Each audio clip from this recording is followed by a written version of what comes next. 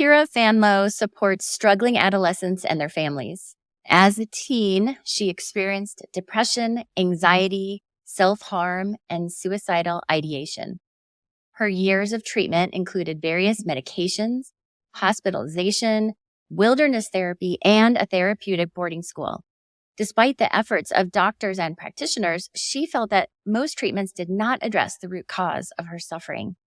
She then founded Homing Instinct to provide personalized coaching and mentoring for teens and, importantly, parents, as someone who has overcome these challenges herself.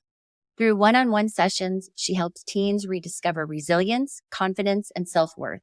For parents, she helps them obtain the insight they need so that their kids and family can build trust, ease, and connection to improve and strengthen their relationships. Ciara, thank you so much for taking time to join us today. We're so excited to dive into your story and experience. Thank you so much to both of you. I'm delighted to be here. Thank you. Well, you, like we said earlier, before we got on this call, you are in a really unique position for Andrea and I to have an opportunity to talk to somebody who has both been a teen going through a lot of different challenges and to now come out on the other end as an adult who has so much insight and wisdom that both teens and parents now look to you for guidance and support. What a special position you're in. Thank you so much. I really appreciate you saying that. And I do think what is helpful as well is the landscape for teenagers today is so different than how it was for many of their parents. I know my mom, for example, she grew up on a farm in Ireland, and my dad grew up in the US, but he was growing up in a totally different time where there wasn't the internet or social media or so many of the different challenges that teenagers are dealing with today, just because of how much our world has changed. So even though I'm not a teenager now, I was a teenager in a more recent time than many parents today were. So I have a little bit more experience with what it's like to grow up and to become an adolescent in a more modern world. Absolutely. Yeah. You have shared a lot about your experience through your writing, through other interviews and podcasts you've done. We'll definitely share that with our audience. But can you give us a little glimpse into what your teenage years looked like? Yes. So I think being a teenager, probably for most of us, like when we think back to high school, was a tough time. I think it's a really tough time for many people. And it was certainly a very, very tough time for me. I had struggles from the time I was quite young. I really struggled with feeling that I belonged places, and my confidence and my self-esteem, and just feeling really, really sad and anxious from the time I was a child. But it all came to a head when I was a teenager, and I was really insecure, rebellious, sensitive, intense, and struggled with depression and anxiety and coped with self-harm and other really dangerous and risky behaviors. And my parents tried to help me with like every intervention that a parent could seek out for their kid. Like first it was, for most people, this is kind of the first line of attack, talk therapy and medication. And I did that for a few years. And then I was in outpatient and trying loads of different types of therapies at home. And then I eventually went to an inpatient hospital, and then wilderness therapy, and then a therapeutic boarding school. So pretty much my entire adolescence, I was in some form of treatment for my challenges with mental health. So really though, like as a young adult, when I recovered from those challenges and kind of was coming out the other side of just being a teenager, I just began reflecting on that stage of life for myself and like what had actually been going on. Like, why was it so hard? Why did nothing seem to work that people tried? Why did it take so long for me to learn what I needed to learn to feel secure in the world? And that was what inspired me to do what I do now and try and use those experiences to offer people insight into their child. I'm curious as to what you do think. Now, I mean, you had anxiety and depression, you said, but then you struggled with security issues, which a lot of kids do too. When you reflect back on that time, why do you think it was so chaotic for you? I think that there were some experiences in my early life that I didn't know how to separate myself from. And then I also didn't know how to correct what had happened with them. So my parents had got divorced when I was 9, and that was a really difficult experience for me in terms of feeling secure or feeling that I could depend on people. But as a child, I didn't know how to separate this happened with them. That has nothing to do with me. It was like I deeply felt that something was wrong with me and that was what I could expect from life moving forward. And because I didn't have that awareness, I just felt that way constantly and didn't know how to correct that belief and realize this isn't something to do with me.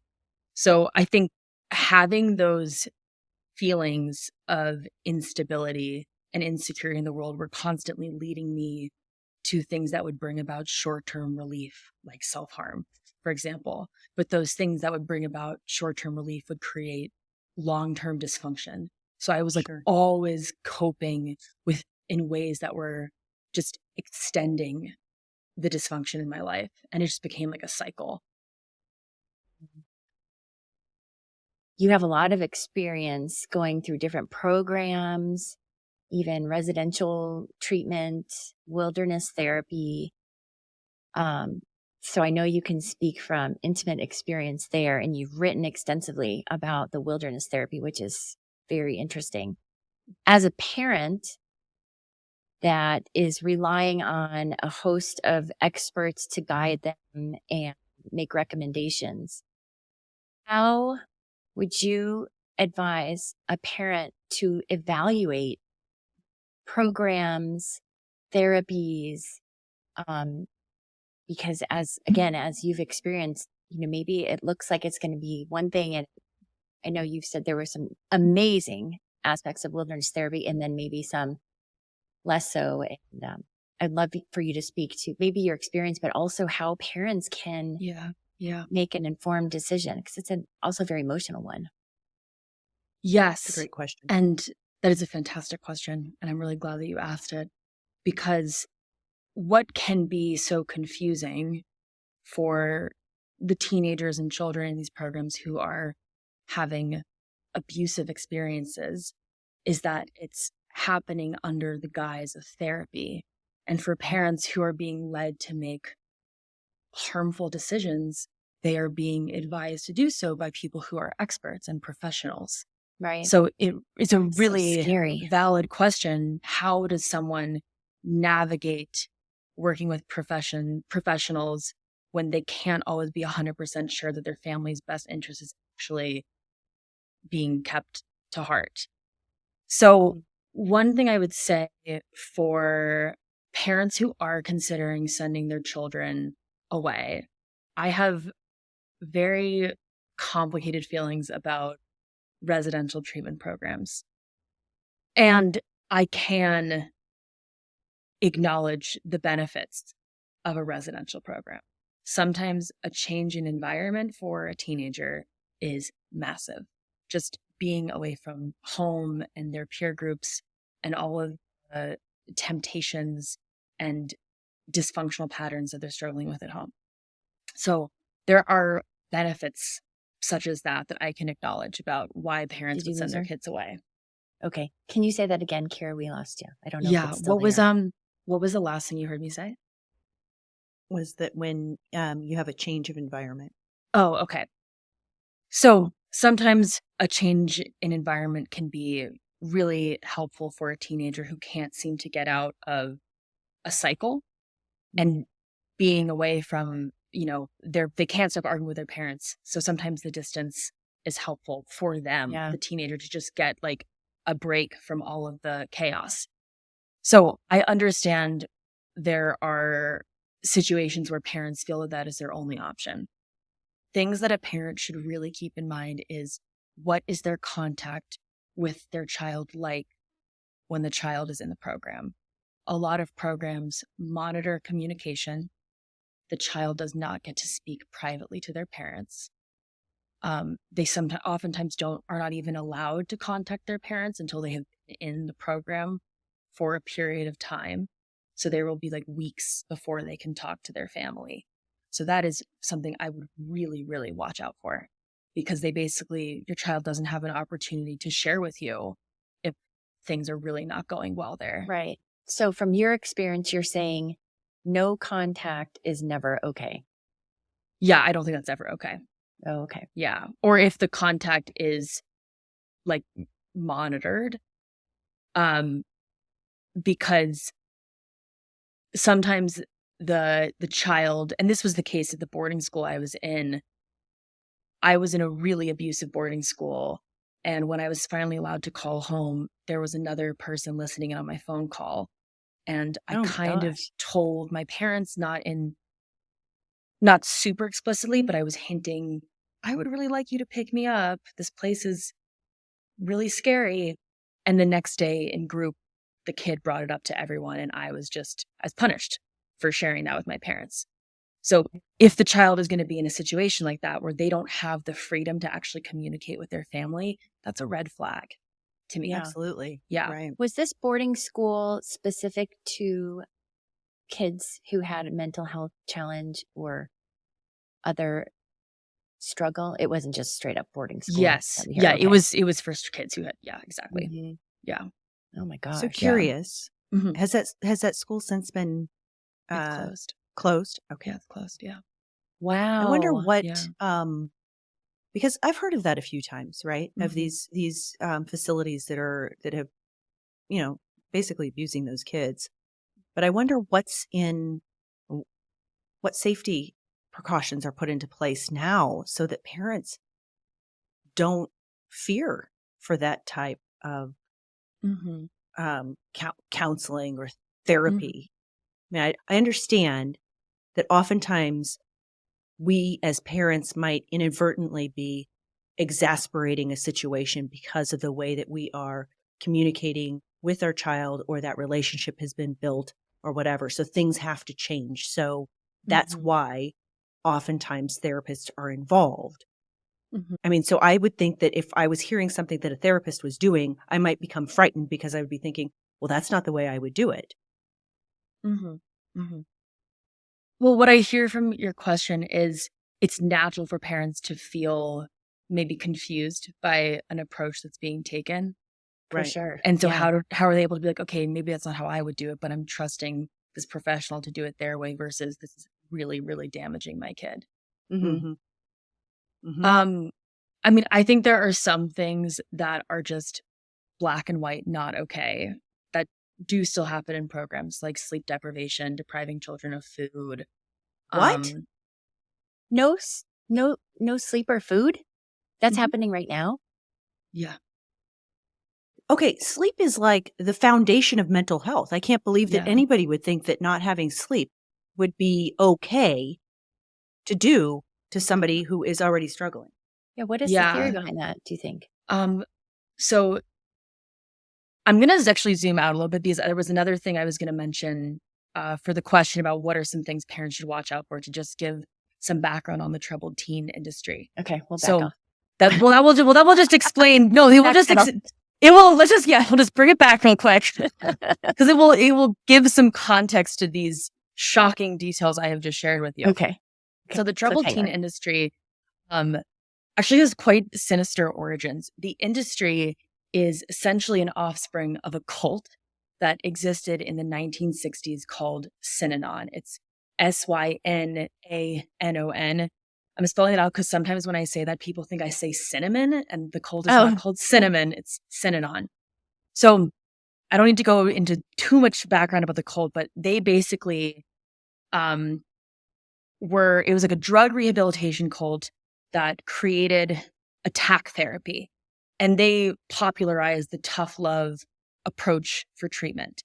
So they would, in their group therapy sessions, and I keep using these quotes because it's not therapy at all, but they would have people sit in a circle and the group would be focused on someone and they would verbally abuse them and degrade them and scream at them to try and Hazing. break this person down. Exactly, hazing. Yeah. And just tearing them down to shreds and deprive them of sleep, humiliate them by making them wear like degrading cardboard signs around their neck or sleeping on the floor or having to shave their heads. And all of these tactics were kind of coming with this idea that the person could be shamed and destroyed into healing, that they could just completely break them down so that they could then be rebuilt anew. And a former member of this cult founded CEDU, which was a company that had created different boarding schools and behavior modifications programs using Synanon's techniques. They basically copy pasted what happened at Synanon, this extremely dangerous cult, and thought, let's use this with teenagers. What do you think the timeline is there, roughly? Synanon existed in the 60s, and I would say CEDU, I want to say, sprang up in the 80s. Oh, wow. Yeah. Okay. It's been going on a while. The TTI, I mean, like, I guess it's not really that, because I don't think it existed in the 60s, but I think it was around I would say probably the 80s, but I can check that after this. TTI is troubled teen industry? Yeah. I've actually never heard that before. Have you, Andrea? I had neither. No. Oh, That's why I was just So going to ask her that too. Yeah, so the troubled you've teen used that. industry. Wow. So that's Yeah. a for-profit industry. It's a for-profit industry. And so what you both appropriately had a reaction of shock, and things like that happen all the time in these programs because they are trying to just strip the child down to nothing, take away every comfort you have, every security blanket, anything that would basically enable you to fight back against the program in any way, so that you are just completely helpless and you will conform to whatever they're asking of you. Wow. Do you think parents know that going into it? No, I don't think so. But sorry, go ahead.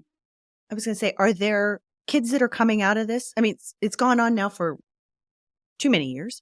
Like what, 40, 60 years, something like, how many years? I don't remember. Doesn't matter. Are there success stories that are coming out of this? Yeah. Where are they getting that they validate and they're not changing their processes? Well, okay, so the statistics are really bleak for a lot of these programs. I can't recall any off the top of my head, but most kids who come out of these programs continue to struggle. I said in my article, I went in my wilderness therapy program, 4 of the kids that I knew are dead now. I don't think that there is a lot of success, but that's another thing that I don't think parents really ask about. What are the statistics that you have on the results of people after they leave these programs? And another thing that I think parents should really watch out for is a program's insistence that their approach is the answer, because that is very cult-like. We know the way. This is the only way your kid is going to be okay. You have to send them to us, instead of really thoughtfully evaluating what is your child struggling with, what are we equipped to support them with, but pressuring them to just sign on and send their kid away. And I don't know if any programs do this now. I don't believe any do. They don't talk to the kid before they end up there. And that to me is also very concerning, because if you're taking someone into a program and you're taking away from home, yes, you're hearing from the parents and their therapist and psychiatrist and whoever they're working with at home, but wouldn't you want to talk to the kid themselves and get their insight and their perspective on things? And the fact that these programs will just take anyone, and there's no, they turn people away for certain cases. For example, if someone has a history of violence and they think that that person might be a threat to other people, that would be a reason they turn them away. But they would never say, oh, your kid got a C- in algebra and you caught them smoking a cigarette once. I don't know if this is really necessary. It's like a wallet check. They're like, can you afford to send them here? Okay, like send them our way. They're not taking that step to actually evaluate if it's in the child's best interest to be in the program. Yeah. So Are what? these all out of pocket, or are any of them covered by any type of insurance? Or do I you would know? say all like out of pocket. I mean, I think there are like occasional instances where someone is able to get a portion reimbursed by insurance, but the vast majority, it's completely out of pocket. And they're extremely expensive. Like at my boarding Sure. school, there were kids whose parents took out like second mortgages on their houses to try and get their kids to go there. Sure. Because they think it's their They think it's going to save their their kid's last life. hope. Yeah. Yeah. Yeah. Yeah. So what we're hearing you say for parents when they're considering these is to look at whether there's an intake process that they're going to meet the Yeah. child in advance. Yeah. What is the contact you're going to have, and knowing that your child Mhm. can have private conversation with you once they're Mhm. enrolled. And what was the other thing you said? That they're not the end Knowing all the be all. success rate. Yeah. What are the success rates? Like, what are you Yeah. actually seeing with people who graduate from the program? And then as well asking what do consequences and punishments, I say punishments, what do Oh, consequences look Right. like? Are there ever yeah. cases, where a child is being deprived of sleep Yeah, that's or huge. What were you other, saying? yeah. What did you say, Andrea? Did you have another one? She had also said if they were the end all be all, this is Oh, the Yeah. only way. Yeah. Yes. Yes. how they market themselves. Yeah. Exactly. Yeah, Yeah. Yeah. that's important. Yeah. From your writings, you also speak about the beautiful things of the program, which we're Mhm. hearing is so good for mental health these days. Be Mhm. out be outside, take Oh, the notice of the wilderness small therapy. things on the wilderness Yeah. therapy. Sorry. Yeah. On the Mhm. wilderness Yeah. therapy. So there's kind of this push and pull, right? Like you're like, gosh, that Mhm. sounds phenomenal. Like I would love to have my Mhm. kid be outside all day. They'd go back to being, I'd go, Right. but Right. um but it would be very scary unless you know what those consequences are what their treatments look like for the kids, because it Yeah. sounds kind of Yeah. like, Yeah. I think mhm. wilderness therapy, I mean, my boarding school was absolutely horrific. There's like really nothing positive about that place. But wilderness therapy, while imperfect, obviously, it had many flaws um, to how it was run. I think that idea of bringing kids into wilderness as a setting to learn skills and build resilience and confidence it's a great idea. So I agree with you. Like there's so many benefits to spending time in nature for your mental health. And I hope there will be more opportunities for teenagers now and in the future where they can get those benefits without it having to be done in a program like that. Mhm. Those were pretty long programs too, if I remember right. Like how much time I spent in them. Yeah, like in the Yeah, wilderness yeah, wasn't. Yeah, I think that yeah. would probably be. How Yeah, long was like not wilderness therapy for you? I was there 12 weeks, which is pretty typical. Most kids are there 8 to 12 weeks. In a 8 to tent? 10, I'd say 8 to 10. We didn't have tents. I had a tarp. Oh, just out Yeah. a tarp. A tarp. Mhm. Oh Was it my cold? gosh. Wow. I was there in the summer, so it was a little chilly at night, but kids get sent there in the winter. I don't know how they do it. I don't think I would have felt quite as um positive as I did at the end if I had been there in the winter. I think it would have been pretty angry if I'd been there in the snow. Wow. And how many kids were there when you were there? It varied because people would come at different times and then leave at different times. So it ranged from 8 to 12 kids in a group, about And how Oh, many okay, adults were small. there? 3 to 4. What would you say was the biggest takeaway that you got from that? What did you learn from that 12 weeks? Wilderness was, I think it was a break from, this is going to say about the change in environment was helpful. Like at home, I was so entrenched in these cycles of just beating myself up all the time and always running and trying to numb and escape. And when I was in the wilderness, I had no way to escape. Like I had absolutely nothing and there was nowhere I could go. And I was away from social media and my family and my friends and every creature comfort and everything that I knew.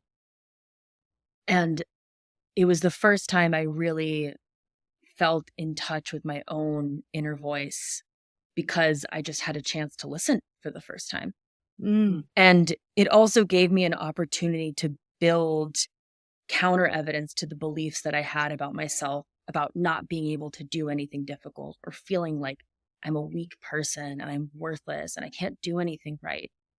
Like I was making fire with just sticks and rocks and, climbing up mountains and doing really difficult things. And so I started to actually feel a sense of confidence in myself. Like I can actually do difficult things. And that was really, really powerful. So to me, what you're saying is it was your chance to get so quiet, the stimulation around you changed because you're in the wilderness. And that ultimately gave you the ability to change or to challenge the thoughts you had, the negative thoughts, that negative self-talk, and to evolve into new thinking patterns. Yeah. Right? Exactly, Emmy. You reflected that perfectly. That's exactly what it was. Yeah. Well, Andrew and I talk about this all the time, but the thoughts, I think it really comes down as individuals understanding the thoughts that we have. And it's hard to talk to young people about that because we are our thoughts. Our thoughts are us. We don't know any difference. Like we just breathe in, we breathe out. So I think that's a really, I think it's a compelling piece. You were alone with your thoughts.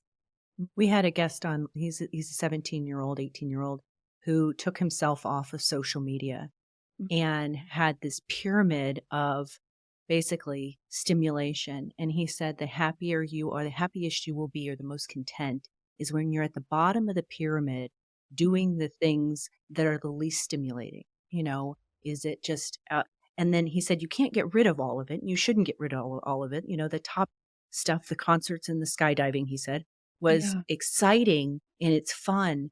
But so many teenagers these days are living in that top half of the pyramid and not allowing themselves to come down in that stimulation and be in their own thoughts. So their thoughts are scary to them. Their thoughts are scary. Yeah.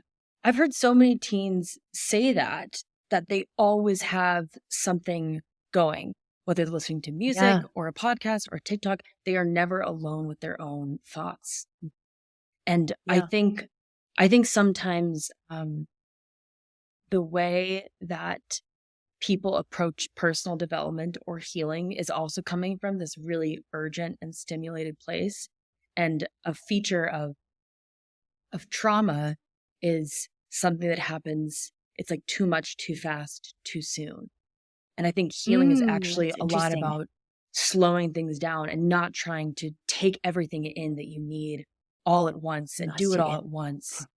Oh no. Too fast, too much, Sorry, too soon. Too much, too fast, too soon.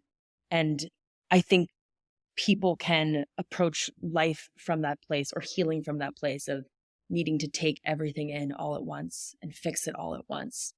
And a lot of healing, I think, happens more slowly. And I love what this person was sharing, that when you're the least stimulated is when you might feel the happiest. Yeah. Young people are getting wiser and wiser. They certainly are. They really are. Yeah. Ciara, if you're looking back on your journey and you could knit an ideal, I guess that would be me also asking you what worked versus what didn't work, in your opinion, coming out on this other end. What would have been, what would have been the right journey for you? Let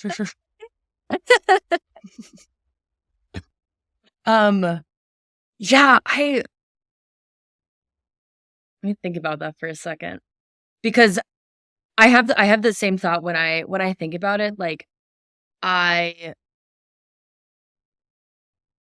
am grateful for where I am now.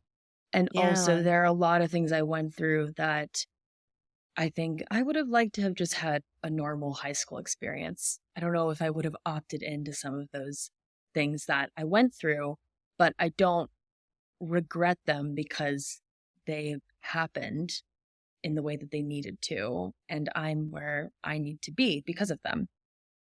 So I don't know like what treatment really would have prevented, or sorry, let me cut that out. I'm really trying to think about the answer to this. Another way to think about it is, Mm-hmm. what do you think was most impactful to your healing? That's what I was follow up with. Yeah.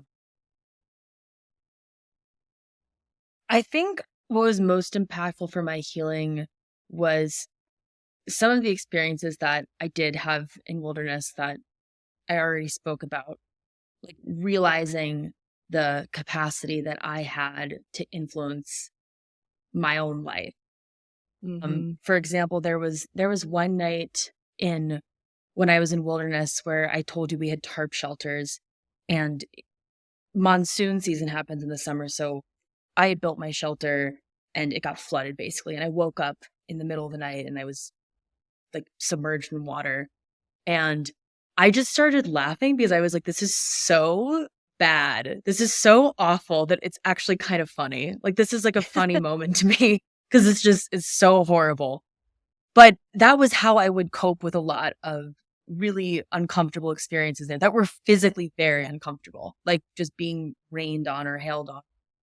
I would think like, I can choose how I feel about this right now. And that doesn't always mean that I would laugh about it. Sometimes I would be extremely pissed off and angry, but I could see Mm-hmm. the power lay within me about how I would feel about a situation.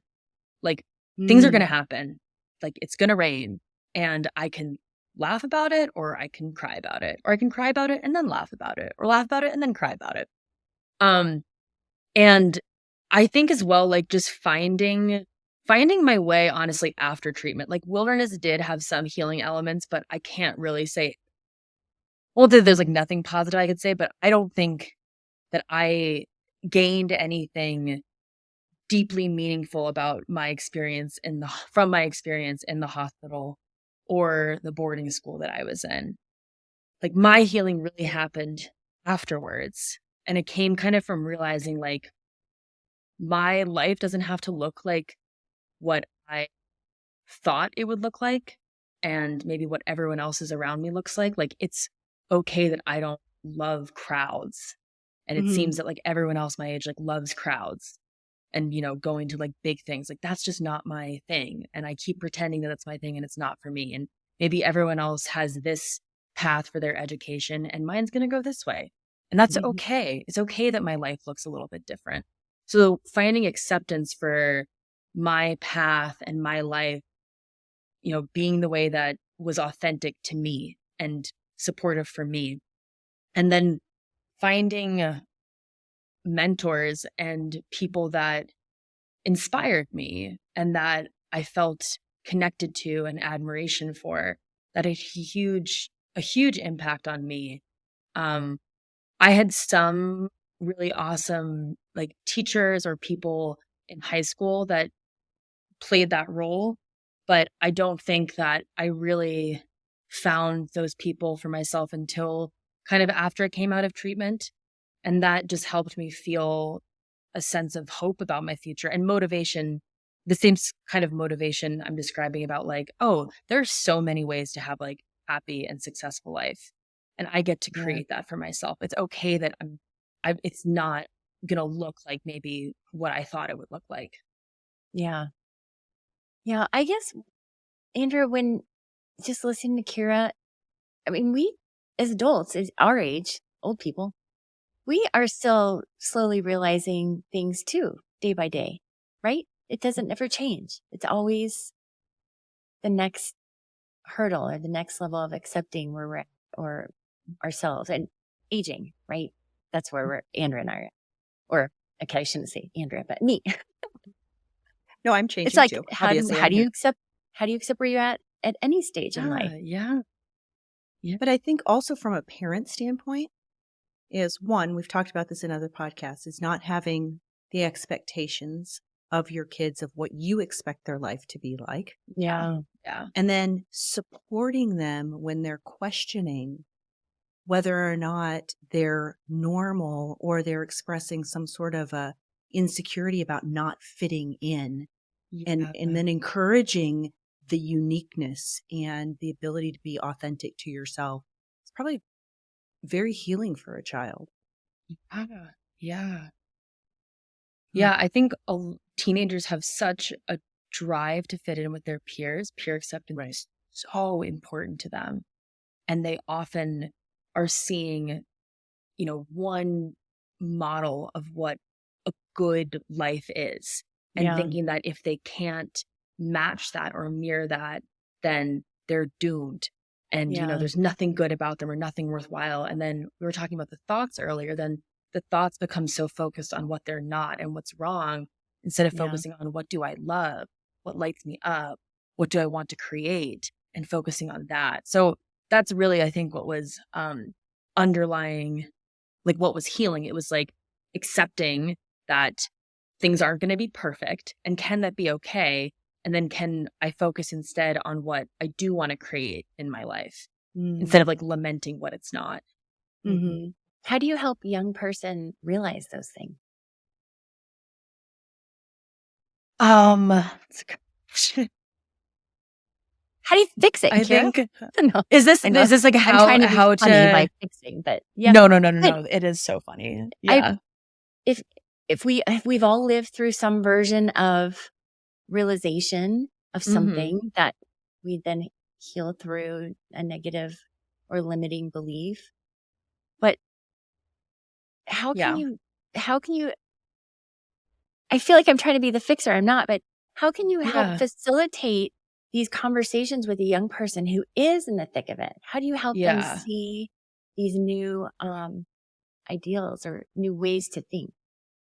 So I wish, like, not that I wish, like, I'm kind of jokingly saying this, like, I wish my answer was like, it's all me. Like, I have like this 3-step magic 3-step formula. process. Yeah. 3-step process. But if that were the case, we would not be able to use you, because you already warned us against that. If you have all the answers, we are not supposed to be going straight to you. Yes, exactly. You'd be like, she's a cult leader. Cult. Alarm bells. No, it's really them. Like, I think teenagers naturally have a sense of what they care about and what lights them up. And in the foundation of the work that I do with teenagers, even though, yes, there are different tools and practices that I can share with them. And one of them, I guess this is an example I will give. One practice or one exercise I take teenagers through is thinking about what their values are. What do you value? What do you care about? What is important to you? And asking them to reflect on why. And then asking them, if someone was watching you live, what would they think your values are?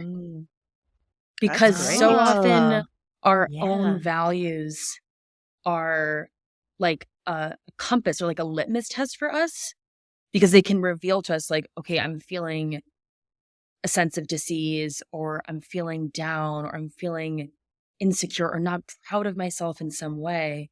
And that can be very revealing to think about, where am I not living into my own values? Because everyone has that center for themselves of how their life can be lived through integrity. So that's a valuable exercise that I do with teenagers, because, as I was saying, so much of the relationship is listening to them. And then it just so naturally happens that as they express and they talk, and there's someone there, me being the someone or whoever else is in this conversation with them, to bring them back to their center and to their own instinct and their own beliefs. And I really reflect back to them what I see in them that they value. So one teen that I've worked with for quite a while now, she really loves writing poetry. And it started as something that she kind of offhand mentioned. And then I said, oh, I'd love to hear a poem, like, if you want to share. And then she shared a poem, and I, asked her questions about it. And we used it as kind of like a portal into doing some processing. And then I was like, could I send you a prompt and maybe you could write a poem about that? And so she kind of just gave me like a tiny little, she just mentioned it like so casually. I could feel that it was important to her. And so I consciously was like, let me reflect back to you that you have a gift in this, and that this is something that will be valuable to other people who read your poems. And this is a powerful way for you to process your own emotional experiences. And you're just really good at it. So a lot of what I think I or anyone working with teenagers do is reflecting back their skills and their talents and their inherent capacity to heal and to be whole beings in the world. And then that will naturally orient them towards that process of like, let me focus on what actually lights me up. Yeah. You Sorry, meet that them was where really they long. are. No, you're meeting them where they are. You're curious and, staying right with them. Well, and I think that you're also validating them. Whereas you're in high school, a lot of times it's scary to show your peers that you're Yeah. interested in something, especially when it's not mainstream. Yeah. If you start Yeah. saying, hey, I really like to write poetry, and then all of a sudden everybody around you like poetry. Yeah. You're like, and us as Loser. adults, Yeah. yeah, right. And we see it as like, I mean, that's such a huge form of communication. It's so intelligent to be able to do that. But as a teenager, it's not mainstream. So, Yeah. Yeah. so Also, validating that it's validating is along the line parallel with being seen, and being seen is very linked to feeling accepted. Yeah, absolutely. It's like someone sees me. Yeah. Yeah. And acknowledges this gift that I have or this skill that I'm working on, and like witnesses me in that. Yeah. Yeah. Yeah. I love that. So your name of your company is Homing Instinct, is that right? That is right. Yes. Awesome. So tell us a little bit about what it is that you do with parents and teenagers. You kind of touched on this, and then how it kind of came about, what drove you to decide that you wanted to actually take your experience and give it back. So it happened very organically. I mean, now obviously I'm very open online about what I went through, but when I initially came out of it, when I came out when I was like a senior in high school, but kind of like when I came home, no one really knew about it.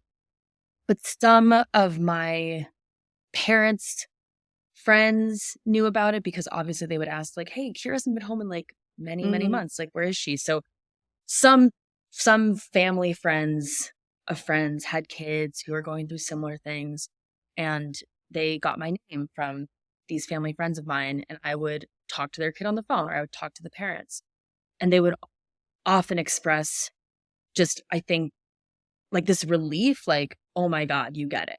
Or, oh my God, you like actually understand. Yeah. And so I kind of did that, like not really that frequently, but I would do that. And then people would share my name, and I would talk to people who I didn't know, but they were, like 5 degrees connected. And then a few years ago, I joined some parent support groups, excuse me, on Facebook, because I was wanting to understand more of the parents' point of view.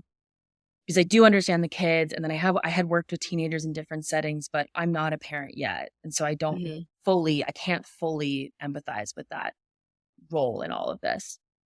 And I started sharing in those groups and, answering people's questions and stuff. And then people would inbox me and say, can I talk to you? Can you talk to my kid? Oh, Can we that's talk so to you again? cool. And I was doing that for a very, very long time. And then one day a woman asked me what I charged, and I was like, I don't charge anything.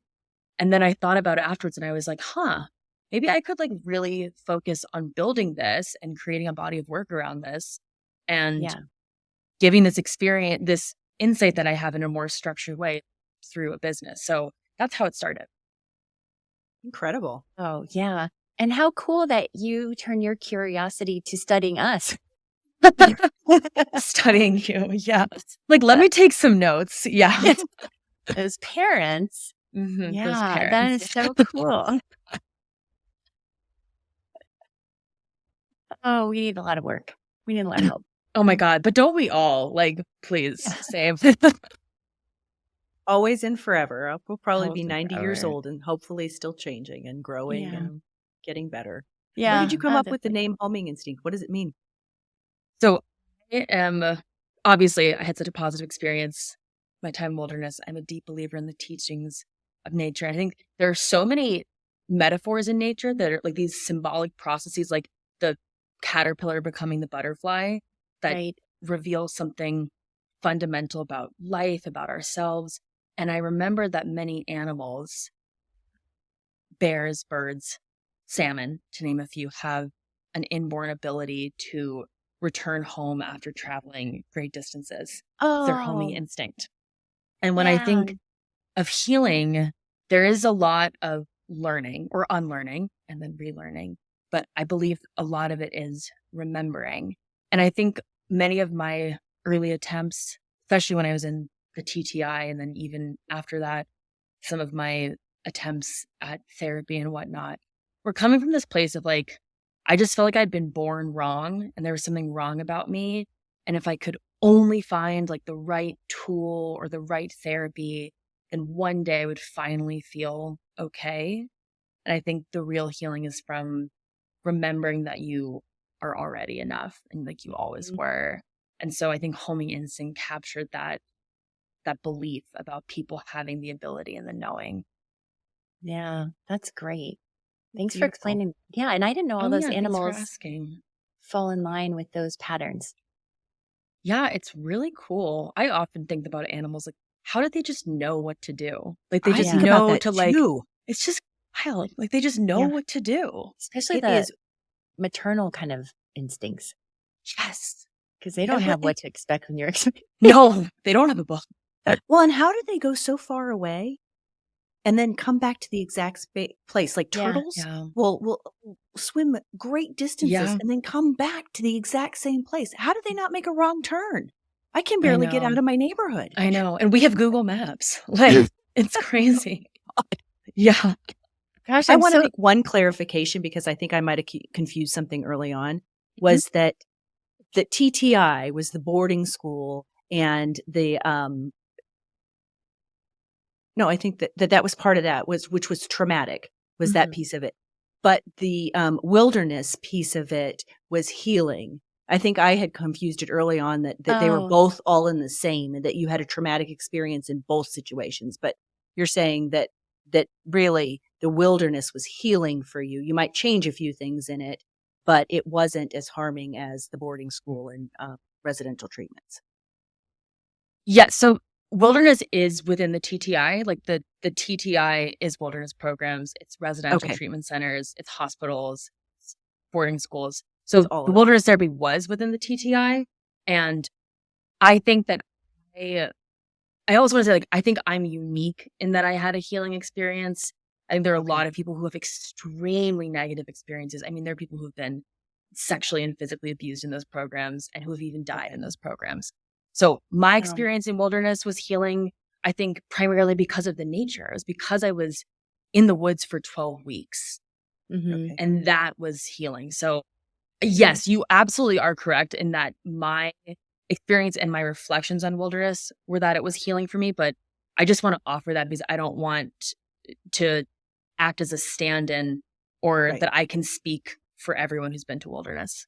Yeah. Right. No, And thanks for they saying that. Yeah, parents probably still have to have the same precautions that they would absolutely. even Yeah, with anything else. Okay. Mhm. yeah, yeah. So earlier when you said 4 people had died from your group, that was Mhm. while they were in the program? No, that happened afterwards, like in the Oh, years okay. after we left. Yeah, Oh gosh. yeah, Okay. That Oh, wouldn't be in their statistics, you know. yeah. probably not. Yeah, I Yeah. would not want to share that. And that's Yeah. scary. That's Yeah, scary. I Yeah. yeah. mean, I understand that there's, severe mental illness too, and some of this Hmm. can happen, but Yeah. that's the reality of it. Kira, what's your favorite book to recommend to teens might be healing or helpful? My favorite book is probably Man's Search for Meaning by Viktor Frankl. Oh, So, yeah. are you familiar with it? Yeah. Okay. Yeah, I think that is an incredible book. And what's your biggest takeaway there if you were just to give it like a one sentence pitch? So Viktor Frankl, for those who are not familiar, so he founded logotherapy, which is an approach that focuses on finding meaning in life. And he is also a Holocaust survivor. So Mhm. he basically writes that someone who has a why can survive any circumstance. And that if you can find a purpose and a meaning, that will be scaffolding against like the challenges of life. Mm, love that. I think that is a perfect way to sum this whole conversation up. Yeah. Is that you found Great. your why and now you're Yeah. passing it along. Yeah. That's beautiful. It's It been such a is. pleasure to talk to you. Oh, You're interesting. likewise. Thank you both Thank- so much. Yeah. Thank you so much. We're going to share your information with our podcast listeners so they can reach out to you and some of the things you've written, which are extraordinary. Thank you so much. I really Thanks. appreciate that. Yeah. Thanks for turning your journey into something not only of purpose, but so healing for others. That's beautiful. Thank you both as well for the work that you're doing similarly and using your experiences to help other people in theirs. Oh,